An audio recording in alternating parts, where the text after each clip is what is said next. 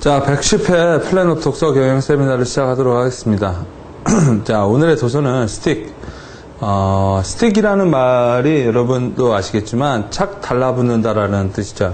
그래서 이 저자는 이 책을 통해서 스티키한 메시지, 제목에서도 보는 것처럼 큰 제목은 스틱이고 부제는 1초 만에 착 달라붙는 메시지, 그 안에 숨은 6가지 법칙이라는 책이죠. 그러니까 1초 만에 우리가 어떤 메시지를 외우려고 또 이해하려고 듣는 게 아니라 딱 듣는 순간 여러분이 딱 알 수 있는 메시지의 특징은 무엇이 있느냐를 이 저자는 이야기하고 있습니다. 그래서 아마 이 책을 여러분이 보실 때 이 책과 함께 저희 독서경영 세미나에서 예전에 했던 먹히는 말들이라는 책이랑 이 책을 비교 분석하면서 책을 읽어보시면 먹히는 말에선 정치가, 그 책은 부시 대통령 대선 때 그 정치 커뮤니케이션을 했던 사람이 쓴 책이고, 이 책은 어떻게 보면 조금 더 학구적으로 어떤 실무적이다라기보다는 교수를 하고 연구직을 하는 형제죠. 형제가 쓴 책이기 때문에 훨씬 더, 그 책은 약간 실용 프랙티컬한 메시지가 좀 많다면 이 책은 좀 더 왜 그런가에 대한 원론에 대한 얘기가 더 많습니다. 그래서 이 책을 읽으시면 훨씬 더 실무 적용하실 때도 이런 것이 이렇게 되겠구나 라는 이해도가 더 높을 것이라고 생각이 듭니다. 일단 이 책을 통해서 여러분은 그냥 흘러가는 메시지, 한번 듣고 한번 잊어버리는 메시지와 한번 듣는 순간 잊혀지지가 않는 얘기, 이 두 이야기의 차이를 아마 여러분이 보실 수 있을 거라고 생각합니다. 자, 책의 저자를 한번 보면, 책은 칩히스와 데니스, 칩과 댄이에요. 잘 보면은 예전에 그 미국 만화 영화 중에 칩앤댄이라고 그 다람쥐들이 있었어요. 네, 이거 보는 것처럼 라스트 네임이 히스다 보니까 둘이 우리가 충분히 추론할 수 있죠. 이 두 형제자, 형제가 어느 날 사람들이 딱 듣는 순간 잊혀지지 않는 거. 여러분도 아마 살아가면서 친구로부터 들은 얘기, 혹은 어떤 교수로부터 들은 얘기, 혹은 저에게 들은 얘기 중에 저도 모르게 의도하진 않았는데 듣는 순간 머리에서 떠나지 않는 메시지가 있을 거예요. 이 저자 두 형제는 그런 메시지들이 무엇이 있는가를 일단은 자료를 수집한 다음에 그 이야기들이 가지고 있는 공통의 핵심, 이 무엇인가에 대한 의구심을 가지기 시작한 거죠. 그 호기심을 충족하다 보니까 호기심을 충족하는 과정에서 6가지 법칙을 생각해낸 거예요. 어떤 메시지들은, 이런 메시지들은 듣는 순간 사람이 잊혀지지가 않는다. 그 메시지들 사이에선 이런 것이 있구나. 이 책의 메시지는 그거고, 그거를 어떻게 여러분의 실생활에, 여러분의 비즈니스에 쓸 수 있느냐에 대한 가이드라인을 받을 수가 있습니다. 그래서 저는 이 책은 소규모 마케팅 하시는 분이나 아니면 기업에서 홍보, 어떤 메시지를 쓰는, 그러니까 사회적으로 커뮤니케이션 하는 분들이 한 번쯤은 읽으면 큰 도움을 받을 수 있는 책이라고 생각을 하고 싶고, 또 그렇게 할 수 있을 거라고 봅니다. 자, 일단 이 책의 첫 시작은 한 도시괴담에서 시작을 해요. 그러니까 신장을 잃어버린, 그러니까 한마디로 장기를 도적 맞은 한 사람의 이야기로 시작을 합니다. 이 책의 시작은 한 남자가 있었어요. 한 남자가 있었는데, 그 남자가 어느 날 뉴욕에 있는 클럽에 갔습니다. 클럽에 갔는데 인기도 없고, 인기가 없다라기보다 평범한 남자가 갔는데, 아주 섹시하고 아름다운 여자가 그 남자에게 와서 자기가 술을 사겠다고 얘기를 해요. 그 남자는 이게 웬 떡이냐 라고 하면서 그 여자가 사주는 술을 받아 먹었죠. 그리고 나서 그리고 나서 잠들어 버린 거예요. 그리고 그 남자가 눈을 떴을 땐 모텔에 자기가 있었고요. 그리고 자기는 욕조 안에 있었고, 그 욕조는 얼음물로 가득 채워져 있었다라는 거예요. 너무나 소스라치게 놀란 이 남자는 으악 하면서 일어난 순간 자기 몸에 또 다른 변화를 알게 돼요. 자기 몸에 호수가 연결됐다라는 걸 알게 되는 거죠. 이게 호수가 뭐지? 너무나 깜짝 놀라서 급하게 그리고 자기가 누워있던 욕조에는 이런 메모 한 장이 있었다라는 거죠. 절대 호수를 떼지 마시오.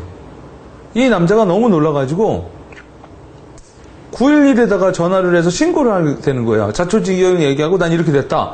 근데 911에서 하는 말, 당신은 지금 장기를 훔치는 사기범에게 걸려서 아마 당신의 신장 한쪽은 이미 누군가 떼어갔을 것이다. 그 호수를 절대 떼지 마시라. 우리가 급하게 응급구조대를 보내겠다. 이 이야기가 이 책의 첫 시작이 됩니다. 이런 괴담들, 도시에 나오는 괴담들, 우리나라에도 뭐 홍콩 알매 이야기도 있었고요.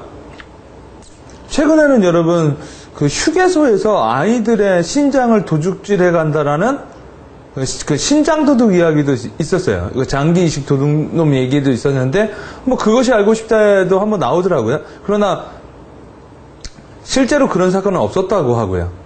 광우병, 예전에 여러분 기억나시죠? 광우병, 뭐 수많은 뭐 이런 괴담들이 있어요. 이런 괴담들은 한번 들으면 잊혀지지가 않아요. 왜 그럴까요? 그 특징은 무엇일까요? 이 이야기에 도대체 어떠한 속성이 들어있기 때문에 우리 머리에 착 달라붙는 순간 떼어지지가 않는 것일까요? 그것을 이 책의 시작으로 이 이야기는 이제 포문을 열게 됩니다. 자, 일단 제가 반창고 얘기를 했는데 어떻게 하면 여러분 머릿속에 탁 달라붙느냐? 어떤 메시지들은 쉽게 잊혀지는데 왜 어떤 메시지들은 잘 들러붙어 떨어지지 않을까? 일단 이 저자는 결론적으로 말씀을 해드리면 6가지 특성을 얘기를 해요. 첫째, 머리에 붙어서 떨어지지 않는 메시지들, 이야기들의 대부분의 특성은 단순하다. 심플리시티하다. 아까 결국 신장 도둑 이야기, 장기 도둑질을 당한 그 이야기도 결국 뭐야? 이 남자가 어느 날 뉴욕에 놀러 왔다가 아리따운 여성의 술을 받아먹고 장기를 도둑질 당한 이야기예요. 어떻게 보면 여러분 도둑 이야기고, 근데 그러나 이제 조금 반전이 있었다라는 건 단순하게 금은 보석, 지갑, 돈이 아니라 장기라는 거죠. 여기서 약간의 인사이트가 있는 거죠. 의외성. 머리에 달라붙어서 떨어지지 않는 이야기들은 의외성, 반전이라는 게 있다라는 거예요. 영어로는 unexpected라고 말을 하는 거죠. 평범한 남자가, 보통 남자가 여자를 꼬시려고 술을 사주는데 평범한 남자에게 아주 섹시하고 아름다운 여자가 자기가 술을 사겠다라고 하는 것도 의외인 거죠. 그죠? 그리고 자고 일어나 보니까 침대 위에 있지도 않았고 욕조 안에 있었다라는 것도 의외고, 그 욕조는 얼음으로 가득 찼다라는 것도 의외고, 자기 몸에 호수로 연결되어 있다라는 것도 의외고, 단순한데 의외죠. unexpected. 우리가 예상하지 못하는 요소가 너무나 많이 들어있는 것이 괴담 이야기의 특징이라는 거예요. 또 하나, 구체적이다라는 거죠. 만약 그 이야기를 그 남자가 42세에 뉴욕에서 펀드 매니징을 했던 남자고, 그 남자가 갔던 술집은 뉴욕 42번가 지하에 있던 무슨 바더라. 그리고 그 여자를 만난 건 새벽 2시더라.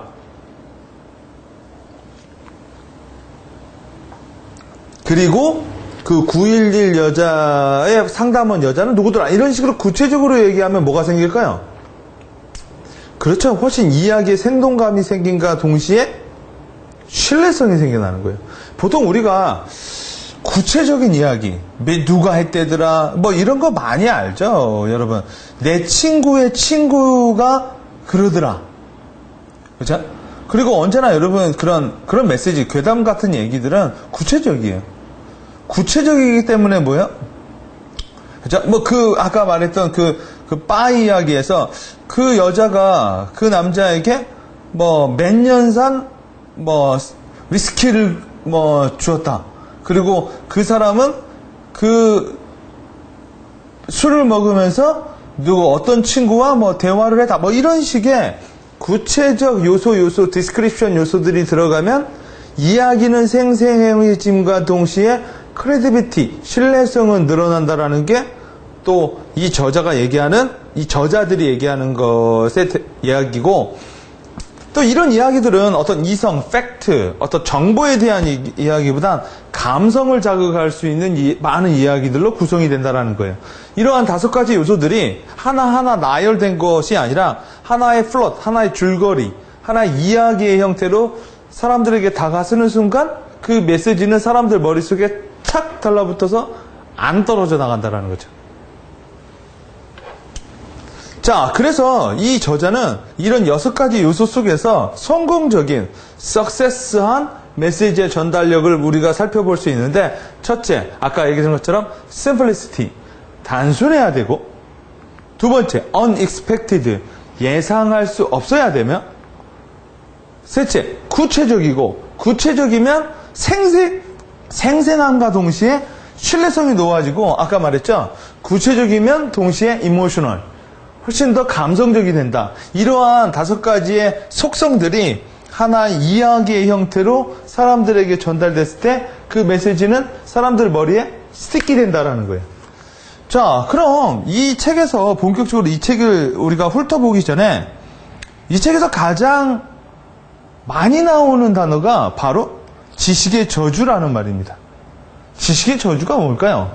이 단어 자체도 상당히 unexpected한 형태로 되어 있죠. 지식과 저주, 서로 어울리지 않는 말이 결합이 되면 우리는 unexpected가 되죠. 이 사람은, 이 저자들은 우리가 어떠한 메시지를 기억 못하고 머릿속에 이렇게 딱 박여넣지 않는 이유가 바로 최고의 악당인 지식의 저주 때문에 그런다고 하는데, 지식의 저주를 알기 전에 우리 뇌가 어떻게 메시지를 받아들이는가를 한번 살펴보면 훨씬 더 이해가 빠르겠죠. 제가 우리 플래너 기획 실무 과정이나 이런 정규 과정에서 이 부분에 대해서 보다 구체적으로 얘기를 좀 많이 해드리고 있는데, 우리 뇌는 여러분 아시겠지만 너무나 많은, 그러니까 평상시에도 일상의 평범한 사람이 하루에 3,000개 이상의 메시지를 듣는다고 하거든요. 이런 3,000개 이상의 메시지를 쫙 듣다 보면은 머리가 아마 너무나 감당하기 힘들 거예요, 우리 뇌가. 그래서 우리 뇌는 모든 메시지를 빠르게 이해하기 위해서 뭘 쓰냐면 스키마라는 구조를 쓰게 된다는 거죠. 스키마. 아시겠지만 이런 거죠. 우리 뇌는 너무나 계속 많은 정보를 알기 위해서 기존에 알았던 거에 대해서는 그냥 그런 것이겠거니 하면서 선입관을 이용한다는 거예요. 조금 더 이해하기 쉽게 얘기해드리자면, 여러분이 매일매일 인터넷 웹브라우저에서 인터넷을 하다 보면 속도가 어떨 때는 느리고 어떨 때 되게 빠른 경향이 있어요. 느릴 때는 보통 여러분이 처음으로 찾아간 인터넷 주소 같은 경우엔 그 인터넷이 불러들이는 이미지나 텍스트나 이런 것이 다 새 거기 때문에 로딩 속도가 좀 늘어지는 반면에, 여러분이 매번 자주 보는 웹사이트는 이미 매번 자주 가기 때문에 기본적으로 이미지들이 컴퓨터 로컬에 저장되어 있어요. 그걸 우리가 캐시라고 말을 하거든요. 그래서 여러분이 인터넷 속도가 너무 느려지거나 아니면 뭔가 되면 캐시, 인터넷 웹브라우저의 도구에 들어가서 캐시를 계속 지우거든요. 캐시를 계속 지운다라는 건 기존에 이미 업로드되어 있던 데이터를 지운다라는 얘기예요. 그러다 보면 여러분 뭐가 될까요? 그렇죠. 업로드 속도가 조금 더 그러니까 새로운 사이트를 갔을 때는 빨라져요. 왜 그러느냐? 기존에 있는 데이터가 너무 많으면 당연히 용량의 제한이 있기 때문에 새로운 데 가면은 업로드 하는데 이미 차여있는 부분이 있어서 느려지겠죠. 그렇죠. 이런 캐시를 우리 머리에서는 선입관이라고 하는 거예요.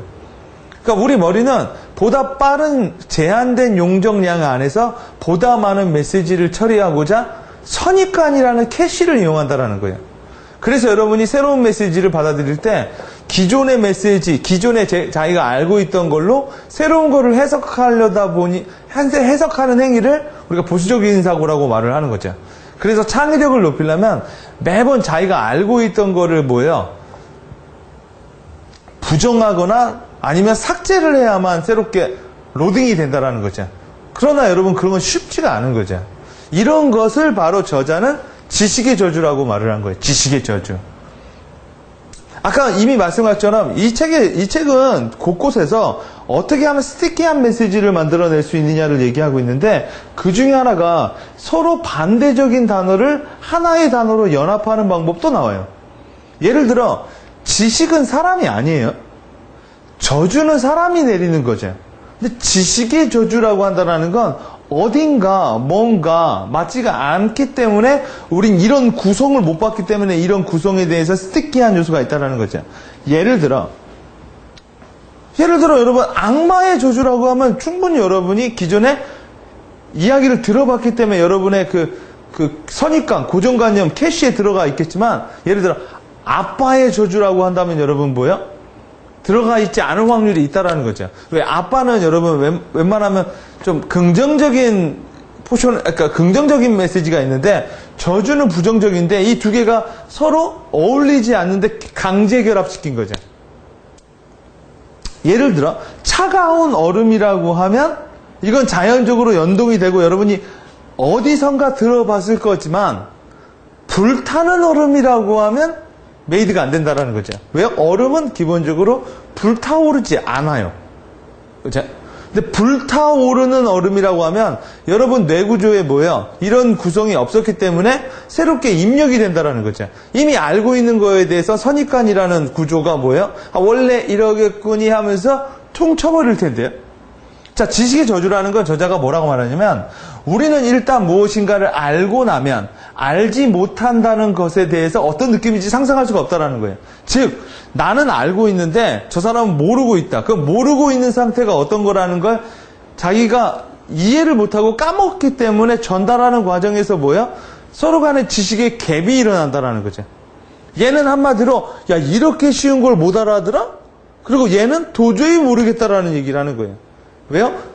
아까 말한 것처럼 선입관에 대한 문제가 있는 거죠. 이런 문제도 있고 두 번째 우리가 스티키한 메시지를 못 만들어내는 이유 중에 하나가 바로 우리 대부분의 인간은 알고 있는 걸로 모르고 있는 걸 이해하거든요. 아까 말한 것처럼 그게 바로 캐시, 선입관입니다. 알고 있는 걸로 모르고 있는 걸 이해하기 때문에 우리는 그 정보를 상당히 왜곡하거나 혹은 뭐 그런 거 아니겠어? 라고 하면서 뭐야? 기존에 자기가 알고 있는 지식을 통해서 이해를 하려고 들다 보니까 머리에 스티키, 붙여지지 않는다라는 거죠. 이 문제를 극복하기 위해서 저자는 첫 번째 대안으로 이런 얘기를 합니다.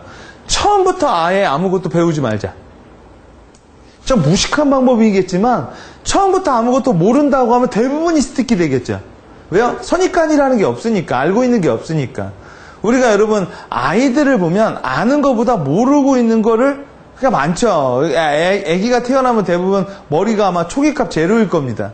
그렇기 때문에 3살, 4살, 5살 이때 넘어가면 뭐야? 폭발적으로 암기력이 세워져서 어느 날 내가 무심코 말했는데 아이는 그 말을 따라하고 있는 거죠. 그렇죠? 근데 그 아이가 자라고 자기가 알고 있는 지식이 계속 쌓이다 보면 그 쌓이고 있는 것들이 하나의 스키마를 구성해서 그것으로 통해 세상을 보다 보니까 또 이걸 플레임이라고 합니다. 그렇죠? 그러다 보니까 창의력은 점점 떨어지는 거고 세상의 모든 것들은 다 새로운 게 없어 보이는 거예요. 새로운 게 없는 게 아니라 새로운 게 없어 보이는 거죠. 자, 그래서 처음에 그러다 우리는 여러분 이렇게 할 수가 없겠죠. 그리고 여러분 가끔 우리가 교수나 전문가 어떤 많이 알고 있는 사람일수록 창의력이 오히려 떨어진다라는 얘기가 바로 여기서 시작을 하는 거예요. 그래서 가끔 해당 분야에 대한 전문 지식이 없거나 아니면 학력이 짧거나 이런 사람들이 뭐예요? 전혀 뜻밖의 새로운 시도를 통해서 새로운 결과물을 창출하는 경우도 우리가 직접 많이 체험하고 우리가 보게 된다는 거죠. 자, 두 번째 방법은 또는 메시지를 스키마에 어울리도록 기존의 고정관념에 어울리도록 약간 변형을 해서 전달해야 된다는 거예요. 이런 메시지들을. 실례로 아까 제가 말씀드린 것처럼 불타는 얼음 이런 식으로 두 개가 서로 연합이 될 수 없는데 강제 연합을 시키는 경우에는 뭐예요? 이 머릿속에 그런 조합이었었기 때문에 그건 어딘가 각인 된다라는 거죠. 어딘가 스티키 된다라는 거죠. 이 저자는 각인을 얘기한다기보단 새겨서 집어넣는다라는 것보단 들러붙는다라는 얘기라는 거예요. 들러붙는다라는 건 반드시 뭐예요? 메타포적인 접근, 비유적 접근, 아니면 뭔가 개연성이라는 게 있어야 된다라는 거죠.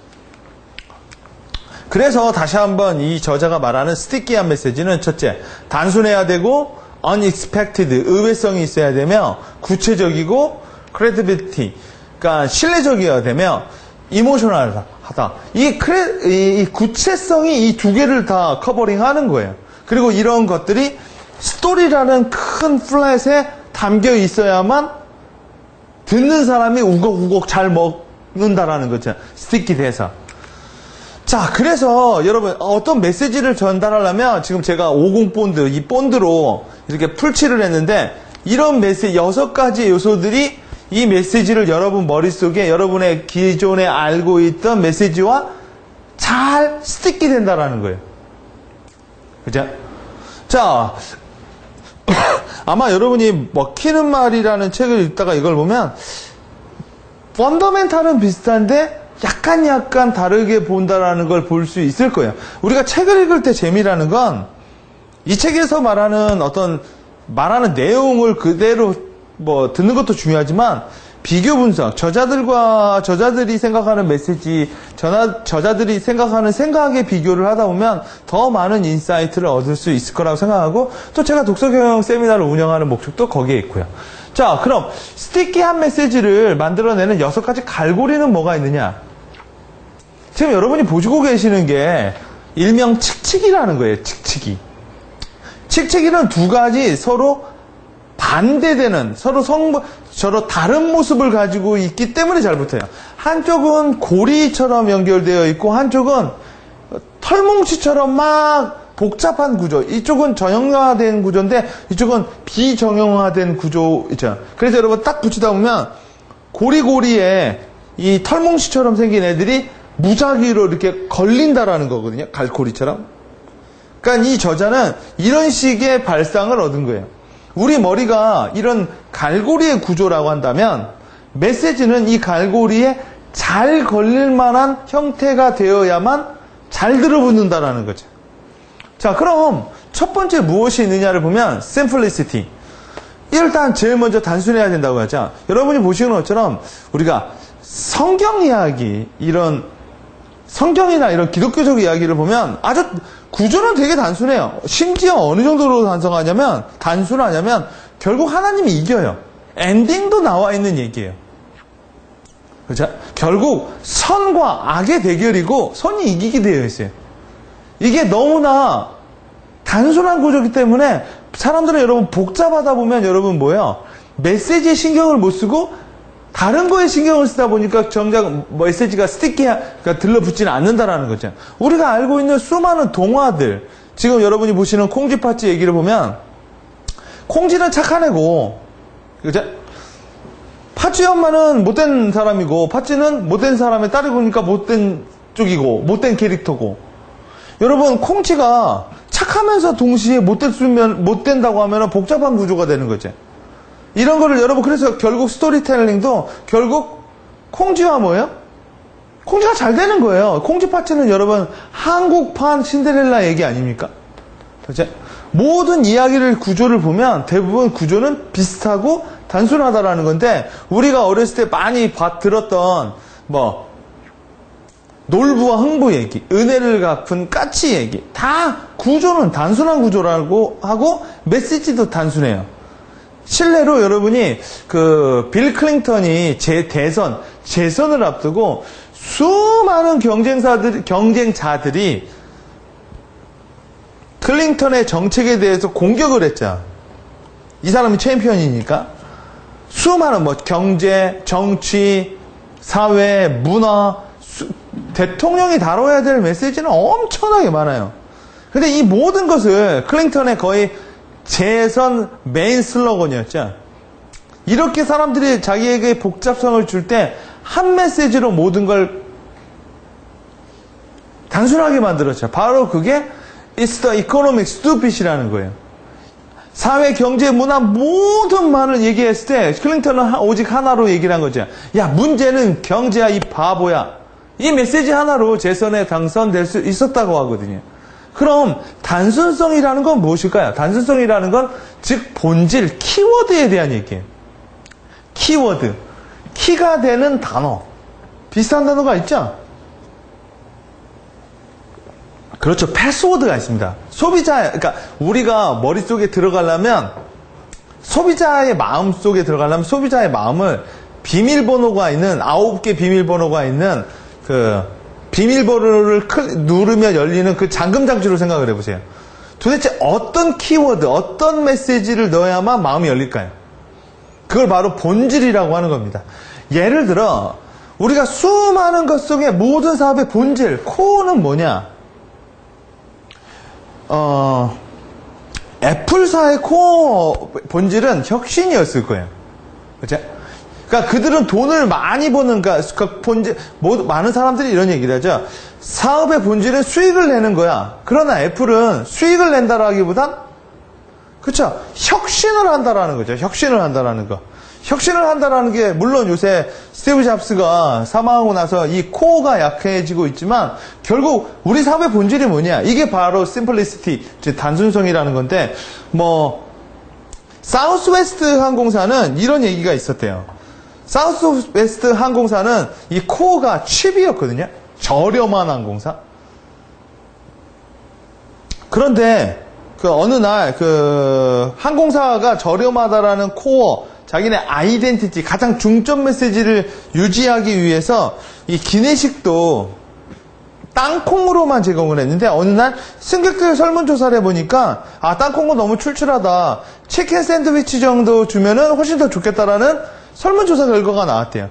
그래서 담당자가 치킨 샌드위치 서비스 기내식을 추가하는 건 어떻겠냐라고 제안을 하니까 사우스웨스트 회장이 이런 말을 했다고 하자, 우리 고객에게 치킨 샌드위치를 제공함으로써 우리 사우스웨스트 항공사가 여전히 미국에서 가장 저렴한 항공사로 남아있을 수 있느냐? 있다면 상관없지만 그렇게 될 수 없다면 치킨 샌드위치를 제공할 수 없다 하면서 이런 말을 했대요. damn 치킨 샌드위치라고. 왜 그랬을까요? 가장 본질은, 자기네들의 본질, 코어는 칩이라는 건데, 예를 들어 사람들이 사우스웨스트 항공사를 이용하는 이유가 치킨 샌드위치를 먹으려고 사우스웨스트 항공사를 이용하는 건 아니라는 거죠. 사우스웨스트 항공사를 이용하는 이유는 다른 항공사 대비 싸기 때문에 그런 거예요. 싸기 때문에. 그렇죠? 그게 바로 코어라는 거고 사업의 본질이라는 건데, 이 본질이 가장 단순해야 된다는 거죠. 미국의 한 백화점, 노드스톰 백화점은 서비스로 가장 유명한 백화점이고, 코어 자체도 고객 서비스예요. 그 노드스톰 백화점에선 심지어 이런 메시지도 있대요. 경쟁사에서 물건을 산 고객이 우리 백화점에 와서 경쟁사에서 산 물건을 포장해달라고 해도 해줘야 한다라는 게 그 백화점의 코어라는 거지. 이만큼 단순해야만 사람들은 스티키 된다라는 얘기예요. 그리고 이렇게 단순해야만 short message, long impact. 우리가 이런 건 여러분 명언에서 많이 알 수 있죠. 그렇죠? 우리가 명언을 읽다 보면 너무나 단어 몇 가지의 구성인데 머리에 스티키 되는 경우가 되게 많아요. 그게 바로 본질에 대한 얘기를 하는 거고, 간결함과 단순함이 더 스티키 된다라는 얘기죠. 두 번째 요인으로는 unexpected가 있어요. 의외성. 여러분이 알고 익히 보셨을 만한 그 영화인 식스센스를 보면 우리가 반전이라는 걸 이해할 수가 있죠. 그렇죠? 반전이라는 건, 의외성이라는 건 우리가 예측할 수 없는 부분이 기획된 걸 얘기를 해요. 그렇죠? 충분히 이런 식으로 하면 이렇겠군요. 사람들은 기존의 선입관을 이용하다 보니까 빠르게 원래 그러거니 라는 생각이 있는 거죠. 예를 들어 이런 거 있잖아요. 길을 가는데 거지가 있어요. 거지가 구걸을 하고 있어요. 그럼 쟤는 어디 가서 그지 같은 동네에서 그지 같은 밥을 먹겠거니 라는 게 우리의 캐시, 우리의 선입관인데, 그 거지를 따라가 보니까 그 거지가 뭐 그런 거 예를 이런 이거 괴담은 아니지만 이런 건 있었습니다. 길 가다 뭐 구걸하는 애들이 집에 갈 때는 에쿠스 타고 간다. 이런 게 의외성이죠. 그죠? 그런 메시지들이 스티키하다라는 건데 또 다른 영화로는 여러분 The Others라는 영화도 있습니다. 자기네들이 결국은 보니까 귀신이었죠. 왜 우리는 의외성에 대해서 스티키해지냐면 보세요. 거지를 보면 나쁜 집에서 살고 학력도 낮고 이런 식으로 뭐예요? 사람들은 자기가 아는 걸로 추론을 하는데 갑자기 그 거지가 어느 대기업 사장의 아들이었어요. 이런 의외성, 즉 뭐예요? 우리 캐시가 우리가 충분히 예측할 수 있는 우리가 익히 알고 있던 이야기로 예측 불가능할 때 공간이 만들어지고 이 공간을 창출해야만 사람들은 뭘 느껴요? 호기심을 느낀다라는 거죠. 호기심이란 우리가 알고 있는 지식을 통해서 예측할 수 있는 범위를 벗어났을 때 만들어지는 게 호기심이거든요. 그렇죠? 이래야만 저자는 스티키해진다라고 말을 한 거고, 구체적으로 얘기를 해라. 레드테일이라고, 여러분, 2차 세계대전은 결국 큰 구조론적으로 본다면 독일군과 연합군의 싸움이고 연합군이 이긴 전쟁이에요. 그렇죠? 아마 여러분 독일군, 연합군 하면 백인을 생각할 겁니다. 그러나 이 레드테일이라는 영화에선 이 전쟁 중에서도 공군전을 얘기하며 공군정에서도 흑인 편성 부대에 대한 이야기예요. 조금 더 구체적으로 하기 때문에 우리는 그 메시지가 스티키해진다는 거죠. 그냥 여러분 우리가 세계 제2차 세계대전 하면은 독일군 백인, 아마 연합군 백인, 그렇죠? 그게 바로 선입관, 캐시라는 거죠. 자, 구체적으로 얘기한다라는 건 화씨 9.11이라는 영화를 보면 마이클 무어가 전 부시 대통령이 이 이라크를 침공했을 때 이 모든 게 짜고 치는 고스톱이다. 석유를 뺏기 위해서 전쟁을 일으킨 것이다라는 구체적인 문서, 인터뷰, CIA의 그런 다큐먼트, FBI 다큐멘트를 하나하나 구체적으로 설명해 주면서 이야기를 끌고 나가기 때문에 이게 이제 구체적이면서 신뢰성을 얻었던 거죠. 그래서 이슈가 되었잖아요. 그렇죠? 자, 이런 식의 구체성. 그리고 여러분 아시겠지만 우리가 가끔 이런 거 있어요. 지금 이거는 이렇게 불스 원샷이라는 광고인데 불스 원샷을 사용 후 자동차 한 대가 5,000km를 주행하면 자연보호에 좋다가 아니라 소나무 4그루를 심는 효과와 똑같다. 그만큼의 탄소 배출량을 줄일 수 있다. 소나무 4그루라는 구체성을 주면 사람들이 훨씬 더 스티키해진다라는 거죠. 메시지가 스티키해진다라는 거죠. 가끔 우리가 고속도로를 타고 가다 보면 하이웨이 이렇게 하면 하이패스라고 있잖아. 아니 하이웨이 패스도 있고 KTX 같은 거 타면 운전을 하고 서울하고 부산 간 거하고 KTX를 타고 서울하고 부산 가면 소나무 20그루를 심는 효과가 있다라고 말하는 것이 훨씬 더 내가 자연 이 지구 환경 보호에 이바지하고 있다라는 스티키한 메시지, 콘크리트, 훨씬 더 구체적인 메시지를 줄 수 있다라는 거죠. 크레디빌리티. 우리나라에서 그 한국 요구르트가 그 헬리코박터 윌이라는 그 상품을 소비자에게 그러니까 선보였을 때 그들이 말한 건 상품에 대한 효과가 아니라 베리 마셜 박사, 그 헬리코박터를 발견한 베리 마셜 박사가 노벨 의학상을 수상한 사람이라는 거에 대해서 더 많은 얘기를 했어요. 왜요? 그러니까 믿을 만한 사람이 만들었다라는 거죠. 또 이 책에서는 베리 마셜 박사가 처음에 헬리코박터라는 거를 얘기했을 때 수많은 기존의 학자들이 이해를 못하고 이해하고 싶지 않아. 지식의 저주 때문에. 왜요? 위에는 위산이라는 강한 이 산이 있는데 어떻게 거기에 뭔가가 살 수 있느냐, 박테리아가 살 수 있느냐에 대한, 여러분 이런 말도 해요. 용광로에도 박테리아는 산다고 하거든요. 심지어 여러분 나사는요, 생명체가 살 수 없다는 극한의 환경인 우주에서도 생명체가 살 거라고 생각해서 생명체 탐험을 하고 있잖아요. 근데 기존의 병리학자들이나 이런 사람은 위에는 절대 그런 게 살 수 없다. 그러나 이 사람은 그 상식을 깬 거죠. 살 수 있고 그것이 바로 위험의 원인이 됐다. 아무도 믿지 않는 순간 뭐예요? 그 사람은 자기가 직접 헬리코박터균을 먹으면서 증명한 사람이 베리 마샬이라고 하거든요. 즉 신뢰란 어떤 유명도, 전문가, 그 사람의 뭐 교수, 의사 이런 사람뿐이 아니라 직접 체험해 보았거나 내가 실험해 볼 수 있다라고 한다도 크레디비티가 생겨난다라는 거예요. 지금 여러분 이번에 우리가 그 힐링 캠프에서도 한번 나와서 소개했던 닉이라는 사람, 팔다리가 없는데 행복할 수 있을까? 이걸 어떻게 여러분 크레디비티가 나올 수 있을까? 이 사람이 직접 팔다리가 없는 이 사람이 나와서 행복해 하니까 이거는 신뢰성을 줄 수 있다라는 거죠. 즉 사람은 그런 실제적인 사례, 예시, 그리고 나아가서 뭐야? 가끔 이런 거 있죠? 직접 확인해 보세요. 그죠? 뭐 빨래 끝 하면서 뭐 이런 거 있죠? 직접 두 눈으로 확인해 보시라는 거죠. 이런 것도 크레디비티를 줄 수 있고 그런 메시지들이 스티키하다라는 거죠.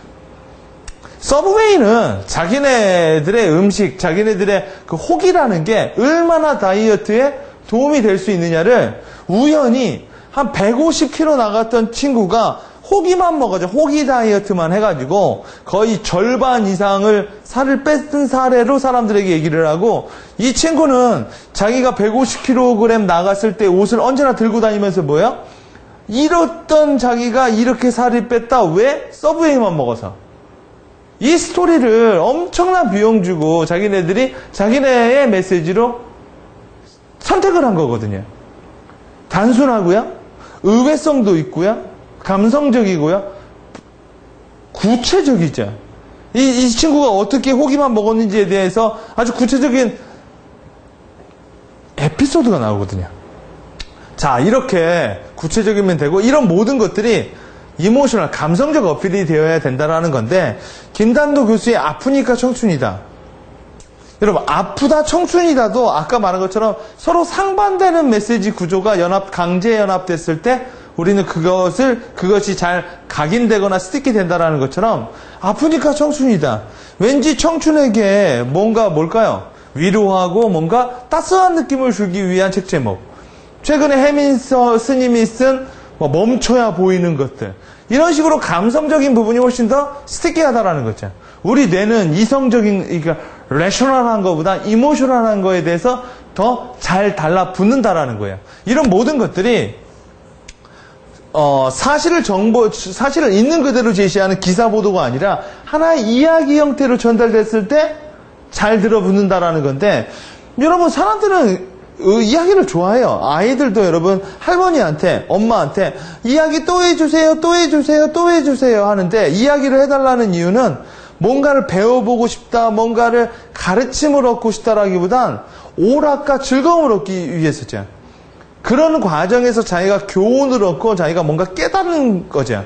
그러니까 모든 정보는 이야기의 방식으로 전달되는 건데, 그런 이야기의 전달 방식이 어떻게 감성을 끌어들이고, 보세요. 자, 감성을 끌어들이고 사람들에게 어떤 메시지를 줄 수 있느냐는, 잘 보세요. Don't mess with Texas라는 메시지가 있어요. Don't mess with Texas라는 건 뭐냐면, 사람들이 텍사스에다가 쓰레기를 많이 버린 거예요. 쓰레기를. 그러니까 처음에 쓰레기를 버리지 마세요. 쓰레기를 버리지 마세요 하니까 사람들이 쓰레기를 버렸던 거예요. 왜요? 그 메시지가 스티키하지 않았거든요. 근데 이 텍사스 카보이드, 자기만의 프라우드가 있고요. 비록 여러분, 어떻게 보면 농부죠. 이게 북부 뉴욕 사람들에 비하면 뭐야? 농부다 보니까 잘 못 살 수도 있어요. 그러나 자기네들이 이 남부 사람들, 미국의 남부 사람들의 그런 프라우드가 있는 거죠. 그런 거를 스티키하게 붙이기 위해서 Don't mess with Texas. 텍사스를 더럽히지 말아라. 그렇죠? 보통 이거 Don't mess with me 이런 말로 하거든요. 나한테 까불지 마. 이런 식으로도 얘기가 되는데, 그런 약간 마초적인 느낌, 강한 느낌을 메시지로 하니까 실질적으로 많은 사람들이 뭐야? 쓰레기를 버리지 않는 캠페인에 많이 참여했다라고 하거든요. 이것도 물론 듣는 사람 후에 그런 뇌구조에 맞게끔 스티키한 걸 붙여준 거죠. 자, 그래서 여러분이 스토리텔링, 아까 말한 것처럼 그런 스토리텔링 형태로 나가는 건데, 스토리텔링은 수많은 메시지들이 아까 말한 그 분야, 단순하고 의외성 있고 구체적이고 신뢰적이고 감성적인 메시지들이 하나의 줄거리로 연결되었을 때 사람들 머릿속에 스티키 된다라는 거죠. 자, 스토리텔링. 우리 머리는 아까 말한 것처럼 이런 요소들을 가지고 있는 것들이 하나의 이야기로 사람들한테 전달됐을 때 잘 얘기가 들러붙는다라는 얘기예요. 자, 그래서 여러분, 우리가 한 몇 년 전에 미국 소가 우리나라에 수입된다고 했을 때 정말 이 이야기가 정말 많았습니다. 누가 뭘 먹어서 어떻게 됐다는 등 소가 뭐예요?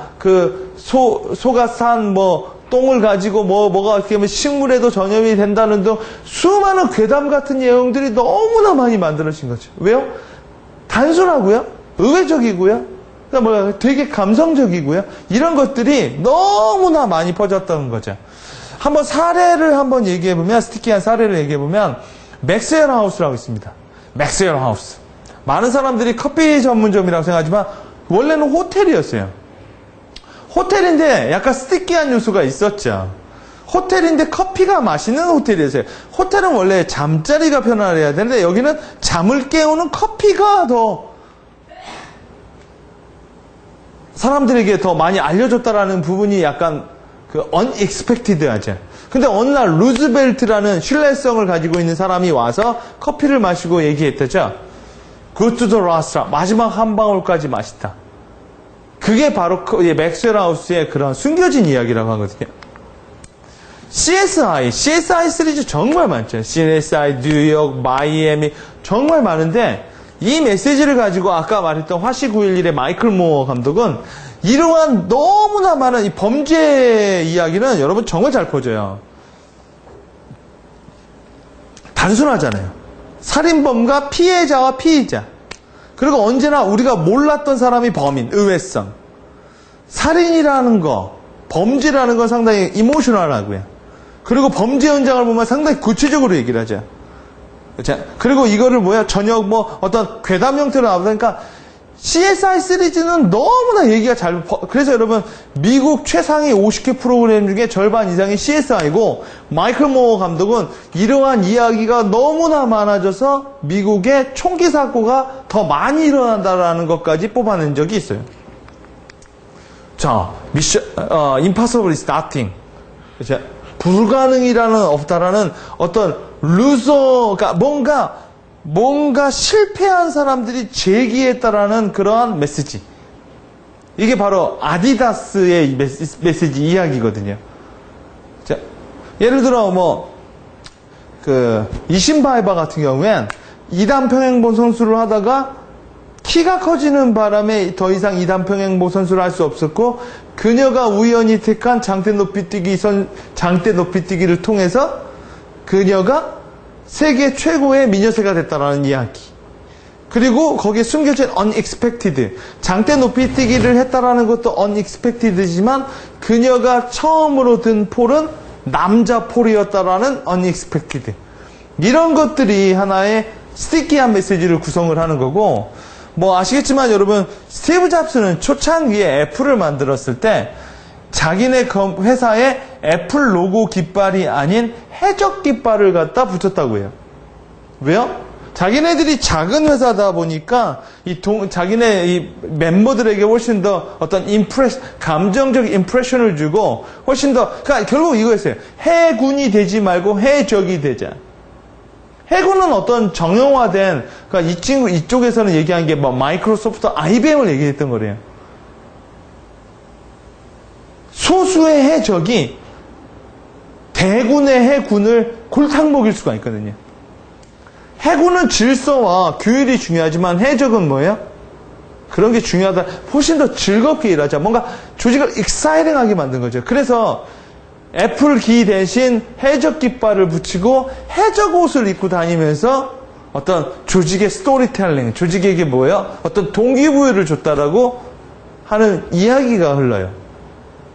자, 그 다음에 여러분 보시면 이건 버거킹 버진 캠페인이라고 하는 건데, 버거킹이 어느 날, 야, 그런 거 있죠? 우리가 더 맛있다고 생각하는데 사람들이 맥도날드가 더 맛있다고 생각을 한다라는 것 같다라는 거예요. 그럼 가장 객관적인 평가는 햄버거에 대해서 선입관으로 생각하기 때문에 맥도날드가 더 맛있다고 생각하는 건데, 그럼 햄버거를 한 번도 안 먹어본 사람이 햄버거를 먹어본다면 더 뭐가 맛있을 거라고 생각할까? 여기에서 착안해서 한 번도 햄버거를 안 먹어본 오지의 사람들의 곳에 가서 맥도날드 햄버거와 버거킹을 먹어보게 한 거예요. 물론 버거킹의 광고다 보니 버거킹이 맛있다고 다 했겠죠. 그렇죠? 단순한 구조죠. 누가 더 맛있냐라는 게임이고요. unexpected. 한 번도 햄버거를 안 먹어본 사람이 있었을까?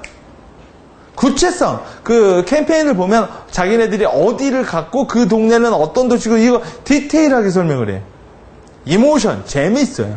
예, 여러분이 한번 동영상 한번 찾아보면 버거킹 버진 캠페인이라고 생각하면 이분들이 햄버거를 먹는 장면도 되게, 어떤 분은 어떻게 먹는지조차를 모르는 분도 있거든요. 크레디비티. 여러분, 너도 한번 먹어봐, 이거죠. 이 사람들이 신뢰성을 보여주는 거. 그렇기 때문에 이런 버거킹 버진 캠페인도 사람들 사이에서 구전으로 정말 많이 퍼졌던 거예요. 자, 그럼 잊혀지지 않는 스티키 메시지를 만드는 방법을 한번 알아보고 오늘 강의를 마쳐보도록 하겠습니다. 첫째, 단순함. 아까 말했죠. 핵심과 간결함이에요. 핵심은 본질이라는 거죠. 그렇죠? 아까 빌 클린턴은 이코노믹이라는 본질을 얘기했고요. 사우스웨스트 항공사는 취미라는 거. 그리고 간결하게 얘기한 거죠. 그렇죠? 복잡해지면 복잡해질수록 스티키해지지 않아요. 사람들은 복잡해지면 복잡해질수록 그게 복잡하다고 생각하기 때문에 자기의 선입관을 이용한다는 거예요. 여자의 마음이 너무 복잡하기 때문에 그냥 여자의 마음은 갈대 같은 거야. 이런 식으로 뭐예요? 쉽게 퉁쳐버린다는 거죠. 그게 바로 선입관적으로 본다는 거죠. 자, 핵심과 간결함 해야만 스티키해지고, 상식은 스티키 메시지와 앙숙이라는 거예요. 들러붙을 것이 없다라는 거죠. 왜요? 평범하기 때문에. 호기심은 지식에 뭘 만들어낼까요? 공백. 우리가 충분히 예상할 수 있는 선에서 선입관이 들어올 뿐, 그 선입관을 뭐라고 이 저자는 얘기했죠? 그렇죠. 지식의 저주라고 얘기를 한 거예요. 우리가 우리가 충분히 예측할 수 있는 부분이 엇나갔을 때 우리는 뭐예요? 왜 그러지? 그런 거 있죠. 내가 계속 건강하게 잘 살고 있는데 어느 날 여러분이 병원에 갔더니 죽을 병에 걸렸다 하는 순간 뭐야? 지식의 공백. 왜 그러지? 그때 뭐야? 왜 나만 그러지? 내가 뭔 잘못을 했지? 그런 호기심이 일어난다는 거죠. 메시지의 신뢰성은 숫자와 권위가 아니라 구체적이고 상세한 신뢰에서 나온다라고 아까 얘기 드렸죠? 구체적이면 신뢰적이고요. 신뢰. 아까 닉이라는 사람 나왔죠? 팔다리가 없는 사람. 자기가 행복하니까 그게 확실한 근거라는 거죠. 상반된 단어를 결합하면 특이성을 만들 수 있다. 불타는 얼음. 그렇죠? 차가운 불꽃. 그렇죠?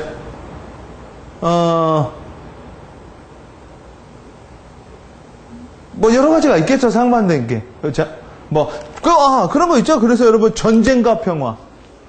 그렇죠? 이런 얘기도 많이 있잖아요. 사랑과 배신. 그렇죠? 이렇게 정반대되는 단어가 강제로 하나의 메시지로 강제 연합됐을 때 우리는 뭐예요? 캐시가 없기 때문에 스티키해진다라는 걸 얘기해 드렸죠. 아이들이 이야기를 좋아하는 것은 즐거움과 오락을 원하는 것이 가르침을 원하는 것은 아니다라는 거예요. 가르침. 그래서 여러분이 이야기를 전달할 땐 어떤 즐거움적인 요소, 흥미진진한 요소, 감정적인 요소들이 많이 있어야 된다는 거죠.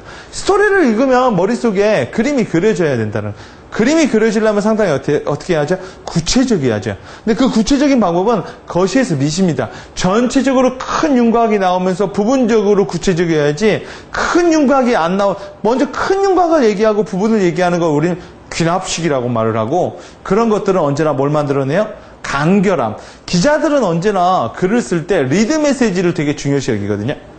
이런 거 어떠세요? 책에서 나온 얘기지만, 다음 주 월요일 날은 교장 선생님은 연수를 갑니다.